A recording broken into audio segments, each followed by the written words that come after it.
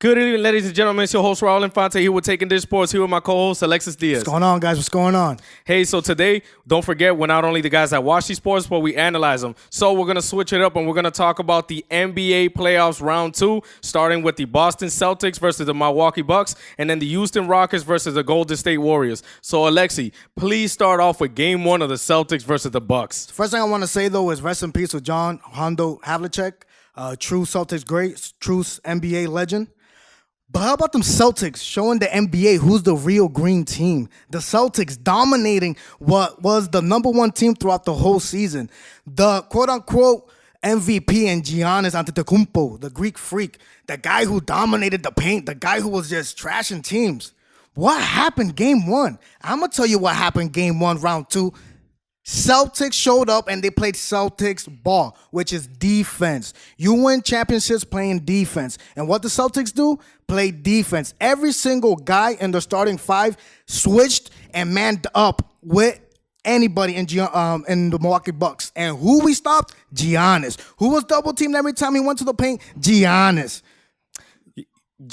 exactly. I mean, the Celtics just pretty much spit in their face, and they said thank you after that game. Let me tell you, the Celtics have to fix a couple flaws, and the biggest flaws that they have is that when they have a 10-point lead or a 15-point lead, we've seen it all season long, and it's extremely frustrating, is that they, take the gas off the pedal. No, it's in the playoffs. You can't let these teams come back because a team like Milwaukee, they showed the entire season that they're good enough to beat you, especially at home. Keep the momentum. You had their fists down their throats, and you let them come back for a period of time. Greek Freak went out there and was 7 of 21. You know he didn't want to be in that paint. He took 5 threes. Giannis, a man that doesn't shoot on the outside and does most of his domination on the free throw line or in the paint. He made 3 threes in that game. That was not expected, but that goes to show you what the Celtics were doing was actually affecting him. He was frustrated. You have Aaron Baines picking up fouls early, but that's okay because you're at least putting a body there. That's exactly what we were saying, that Aaron Baines is such an important player because, he's not going to fill up the stat sheet with points, but he gets his rebounds. He puts that body there. Greek Freak was trying to lower that shoulder. He was there. A guy that's going to have to step up in this series. I love him to death. He probably picks up the fastest fouls in the league is Daniel Tice. Daniel Tice will stand there and take a charge. He will stand there and pick up that foul, that stupid foul. But it's muscle memory for the Greek Freak. You're not just going to come in here and score 50 points in the playoffs. That goes for Joel Embiid, too, because we're coming for you unless you guys get eliminated by Toronto. So that being said, talk about anybody else but the Greek Freak because we know what's up. All right, so one thing that was interesting, though, from Milwaukee's perspective is that the fact that they went on a 15-point run with Giannis on the bench. So that showed you that some of the role players are actually, hitting the shots. But let's talk about Eric Bledsoe. The guy who, he had a great year. And a lot of Milwaukee fans were saying, there were some people saying that Eric Bledsoe is in the same page as Kyrie Irving. How, no comment, guys. Treason. No comment on that. And then Brook Lopez could guard Al Horford. That, to me, was hilarious when people were saying that Brook Lopez could actually stand toe-to-toe with Al Horford. Al Horford, the guy is Uncle Al for a reason. He dominates against these guys that are younger than him, that are still, hey, listen, Brook Lopez, he's been in the NBA for a few years, he's a vet, but he doesn't have none against Al Horford. He has none against. Al Horford is a 6-7-time All-Star, That I'll disagree with because Brook Lopez has created havoc for the Celtics anytime that he's played against us. Going back to the Brooklyn Nets games, that's a team that the Celtics should have dominated over the years and had struggled because of that specific player. However, yesterday, how many points he had? What do you had, 6 points? Wait a minute. 4 points? 3 points, 3 rebounds. Al Horford, 20 points, 11 rebounds. And on top of that, man, Bledsoe, going back to him, he got outscored by Rozier 11-6. And he had more minutes than Rozier. And it's like a mental game for him. He can't seem to get that out of his head that he called him the wrong name. I've been called the wrong name all the time. I get my name mispronounced, but that's not going to take the swag away. Exactly. We stay pimping. It don't matter, So he has to get it together, or hopefully not, because Celtics are going to continue to bleed green and ball, especially that bench. Jaylen Brown, everybody stepping up without Marcus Smart being there. I was worried how they were all going to perform and be able to switch off of the picks, but they showed up that game. Listen, Milwaukee cannot guard our point guards or our shooting guards. If you look at the stat sheet between Jaylen Brown and Kyrie Irving and T. Rowe compared to the guards from Milwaukee, come on, it's laughable. It's laughable. You're talking about Kyrie and Jaylen Brown, right? I mentioned in a few videos ago that Jaylen Brown should be in the starting lineup. He isn't. He is in the starting lineup, right? But it's through something where, unfortunately, it was an injury to Marcus Smart. But what happened is that you have two very athletic guards that could switch. Kyrie Irving could switch to the two while Jaylen Brown or Al Horford manhandles the ball. Right. And that's going to create matchup problems with whoever's guarding Kyrie. Eric Bledsoe can't guard Kyrie. Chris Middleton, he's more of like a forward/shooting guard. He's too slow to stay in front of Kyrie. And Jaylen Brown is too athletic for any of those guys to guard him, especially if they have a rotational player coming off the bench to try to man up on Kyrie or Jaylen Brown. Jaylen Brown, props to him. This is his third playoff. He's been in the playoffs since his rookie year, and you could literally see the maturity levels and how he improved his game since the last time Kyrie Irving called him out, talking about the young guys getting back on defense. Yeah, there was another player that actually stuck out to me that he played 30 minutes and only shot 8 field goals, and that's Gordon Hayward. Gordon Hayward. There's a player named Pat Connaughton, number 24, guys, if you guys don't know what player I'm talking about. This guy was getting burned on the first step every single time. And Gordon Hayward is a smart guy. What's he doing? He's looking. If once he has that first step, he's like, all right, this guy's behind me. If he tries to catch up, what's he going to do? He's going to pull up for the shot and create the contact and get on the foul line anyways. Pat knows this, so what does he do? He stays back. Horford gets the shot anyways or dishes it out. Exactly. So I would love for him to be a little bit more aggressive because the entire game he was open. There was a few times where he got caught kind of sleeping. Gordon Hayward I'm referring to on the paint when the Celtics had the possession. Roll, keep moving. You're gonna get your shots. That's a guy right there that if he performs and he's performing at the level at the level that we were looking forward to for 2 years already. You know, he's looking the best that he's had. So props to him, but he could do a lot more. And let me tell you, that 20-point lead could be a lot worse if guys like Jason Tatum and Gordon Hayward start balling as well with the other guys on that team. So what do you think about Brad Stevens coming out with Marcus Morris starting at center and Al Horford at the 4? I thought that was a great small ball. And to be honest with you, I think that's a lineup. If we make it to the finals and we play Houston or Golden State, I think that's a lineup that we'll probably see in like the actual first game of the NBA Finals. Yeah. Not to get ahead of ourselves, but I love the fact that Marcus Morris right off the get brings that toughness, right? And he could hit his shots. He has one of the highest spot-up field goal percentages when it comes to the three. That's one dribble shoot. You know, and if he's feeling confident, he's feeling himself, he's going to play great defense, and he's going to get the other guys motivated to hustle and get back and be a dog when it comes to the defensive side of the game. Yeah, I couldn't agree more. I think that they utilized that starting lineup there because of the size and athleticism of Horford and Morris. That if it created problems for somebody like Giannis, it could create problems for players on the teams of Toronto against Philadelphia, and then also Golden State with Durant, you know, and Capella. Everybody in the playoffs right now has a tough, tall guy to defend that with that athleticism and that switch off of Morris and Al Horford that could give other teams havoc and improve that in the first game. You put players consistently on Giannis, it's gonna be a long series. That right there is their blueprint. What the Celtics have been looking forward to actually executing their entire season. They weren't able to figure out the starting lineup. Maybe this is a starting lineup that they've been looking for the entire 2019 season. And if you look at the rotation, Brad Stevens only went 8 deep throughout the whole game. Yeah, you have some players down the bench that were playing garbage minutes in the last 2 or 3 minutes of the game when we're already up by 20. Right. 20 guys, 22 actually, right, everyone? Just saying. But it's one of those things that I'm actually, something that I criticized Brad Stevens throughout the whole season, which was he didn't know which starting lineup he was going with, and he didn't know which guys were coming off the bench, were getting meaningful minutes off the bench.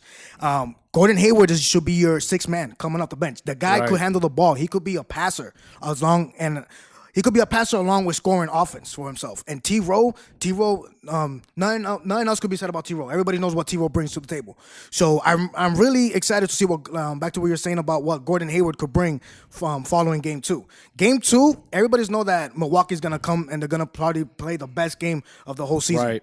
If one thing that I noticed too, that the Celtics played really good defense when it came to stopping the 3. Milwaukee is actually the 2nd team behind Houston when it comes to chucking up threes, right? And the Celtics, they took 39 shots and they only made 13.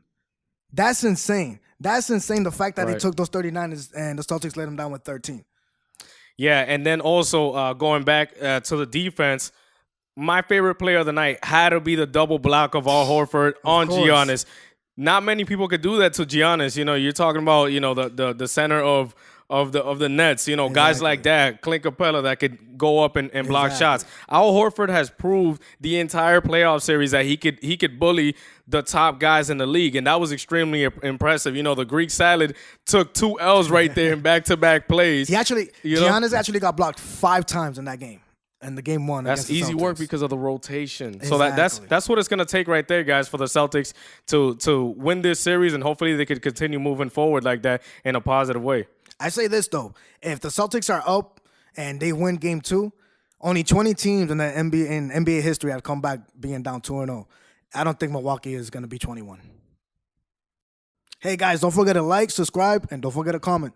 And don't forget to hit that bell button for more notifications. So we're going to continue, but we're going to move on to the Western Conference, and we're going to cover the Houston Rockets versus the Golden State Warriors, Game 1. Go ahead, Alexis. What a game, and what controversy. I think the drama after the game was more interesting than the actual game itself. You're talking about 2 of the highest powered offenses, right, in the NBA, and both teams took less than 77 shots. That's insane. Final score 104-100. Let's talk about Houston, though. I think they did a phenomenal job playing defense and just slowing down Steph Curry and Klay Thompson. They're not going to have an answer for Kevin Durant. Kevin Durant, like yesterday, the last game they played, you literally see how Kevin Durant is the best player in the NBA besides LeBron James. Right. There's no arguing that Giannis or James Harden, they're having phenomenal years, but pure talent, pure level, taking over games, winning series, Kevin Durant right now is the best player in the playoffs right now. And he just showed it in the last game against Houston. Houston did a good job of slowing down like the other players in Golden State with Curry and Klay. But it was one of those things where they didn't have an answer for Durant. And they slowed him down in the first half, but Durant came and dropped 24 in the second half, something that he's known to go off in the halves. Yeah, I'm glad that you said that last point because I disagreed with you until that point. I thought they did a great job defending in the first half. Durant was every shot that he was taking was contested. They had a lot of defenders in his face. You know, his turnaround shot, he wasn't able to make those. They defended the threes real well. I thought they did good, and they took some off the gas tank in the second half. But I'm gonna cover the first half first. The one player that stuck out to me was Eric Gordon. I don't care if you just look at the stat sheet. You're like, oh, 27 points. That's not bad. That was a garbage performance, in my opinion. There was a lot of shots that Eric Gordon was missing. I understand he shot close to 50% in the first series, right? So naturally, you're going to shoot threes. You know, that's what they do in Houston. And D'Antoni's system, they've always done it that way. Exactly. But there was too many shots that Eric Gordon, you know, had wide open and was missing. I don't mind the misses. The misses are going to happen. My problem is those 33-footers that he's front rimming, that if he just took a step forward, he would have probably drilled them and could have changed the outcome of that game. You know, again, 27 points, but 4 of 13 from the 3. What do you come on? And what I don't understand about D'Antoni is that, and that's a criticism a lot of people gave him throughout his career, is that he doesn't do adjustments throughout the games. And that's one thing that I noticed, that all you had to do was, if Houston took 47 threes and only made like what, 10, 13 of them? Right. It's one of those things where stop shooting the 3. You have Golden State where you want them. They're not hitting threes. You're stopping them also from making the 3. Attack the basket. Eric Gordon could get to the free throw line every time he brings the ball down and just drive straight to the hoop. Same thing with Chris Paul. Chris Paul's another player. Like, obviously, you know, he's older than in his career. He's on father time age, quote unquote. But it's one of those things. If you attack the basket against Golden State, remember, they don't got DeMarcus Cousins anymore. Right? They don't have like that true hardcore center that's gonna stay there and is gonna be contesting shots clean. They need to be attacking the basket and getting the free throw line. The free throw, and also hitting your free throws too, because they had a few misses that were clutch that they needed to hit to be in a winnable game. So I'm glad that you brought up that point of them not having a true center there, because in their starting lineup, there was no true center there. That brings up my next point. Why did Clint Capella only take 2 field goals the entire game. Foul trouble. If you're paying a man $18 million a year, he better take more than 2 field goals in an entire game. Exactly. There's absolutely no reason that between him and Nene, they had 12 points combined when Golden State does not have a true center. Who's their biggest guy there? I get it. Draymond Green is a bully in there. And so is Kevin Durant. People forget that he's a massive guy. He can play the center position if he wants. But you need to get on the free throw line. If you're not scoring those threes, they had a dry route for a while. You know, that Golden State went up by like 7, and I'm like, well, this game is going to be tough for them to come back. They're able to come back because of those threes, but it's just closing those gaps where they're not going for dry field goals for 4 minutes, 5 minutes, you know, make it more competitive. Get on the free throw line. There was one point where James Harden was 11 for 11 on the free throw line. There's other guys on that team. They scored less than 20 points combined on the bench, you know? So those are guys that are going to need to step up in order to beat a complete team like Golden State. They have the firepower. They showed it last year. In my opinion, if Chris Paul doesn't get hurt and pull that hamstring, they beat Golden State in a 7-game series. Why can't they do it again this season? So one thing that I noticed about this Golden State team in this series particular and the game that we were watching, this is Kevin Durant's team. This is Kevin Durant's. This ain't Steph Curry leading the team. This is Kevin Durant's team. And I think Steve Kerr doesn't know how to like approach Curry and be like, hey, Curry, enough or nothing, but this is Durant's team. Durant's going to be the one taking the last shots, and Durant, we're going to be running the offense through Durant. After DeMarcus Cousins got hurt, I've seen a lot of Durant taking charge, being the go-to scorer, being the go-to leader. And I think for the rest of the playoffs, it's going to be a Durant team, and Steph Curry is going to be playing second fiddle. And just because everybody knows Durant is leaving Golden State, and I think Durant is just going to take over. Durant dropped, when he dropped 35 in the last game, 200 points in a 5-game stretch. Twice. He did it back in 2017, and he did it again in 2019 in the playoffs. The playoffs. Right. He's a problem, and I think right now is one of those things where this is Kevin Durant's game. This is Kevin Durant's series. If Golden State is going to go and win the finals and reach the finals, it's going to be because of Kevin Durant averaging 35, 40 points, and he's going to be finals MVP. What I want to see, though, is I want to see more of Houston going back to playing through Clint Capella. That two-man game between Clint Capella and James Harden is phenomenal. And the reason they went away from it because Clint Capella got into foul trouble early. Right. And what happens? Since they don't have a true center, Draymond Green, and they start Kevin Looney. But Kevin Looney, he plays more like a forward/center. Like when he lands up, he's playing at the 4. And Draymond's at the 5. What's Draymond going to do? Draymond's going to pull. He's going to be standing in the free throw line. He's going to be standing 10, 12 feet away from the basket.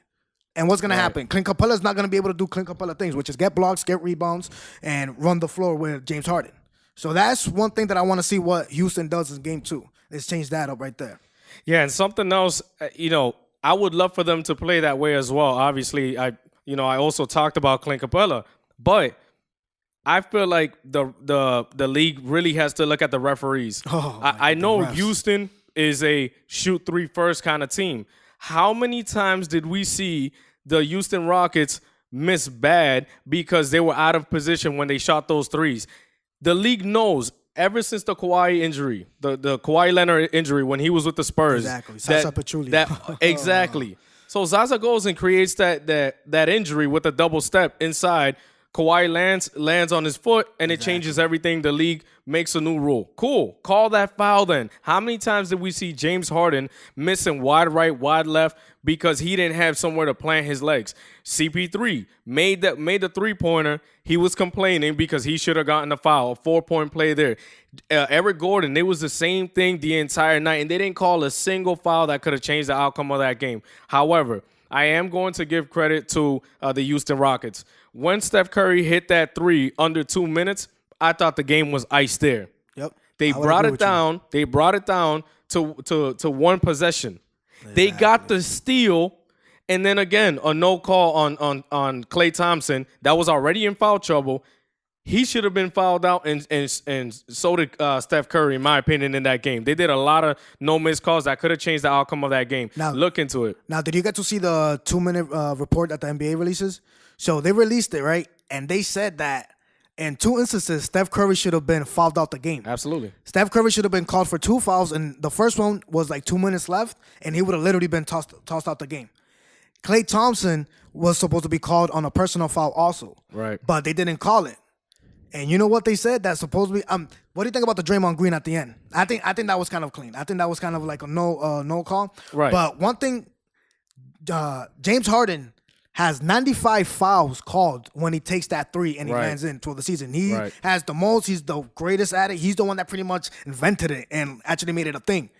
The fact that they didn't get those calls and they were getting it throughout the season is kind of like, all right, refs. I mean, I understand it's the playoffs, so in the playoffs you play, but you can't keep calling those fouls throughout the whole season, and especially in the series against Utah, Houston versus Utah, where Utah was doing literally the same thing as Golden State, even less because Golden State was literally throwing bodies. Klay Thompson was throwing his body where every time any of the Houston shooters were landing. Contact. Exactly. And they didn't call it. It's kind of a lot of fans and even NBA players are like, hey, what's this NBA? What's this? Right. So with that being said, that covers the Boston Celtics versus Milwaukee Bucks. That covers the Houston Rockets against the Warriors.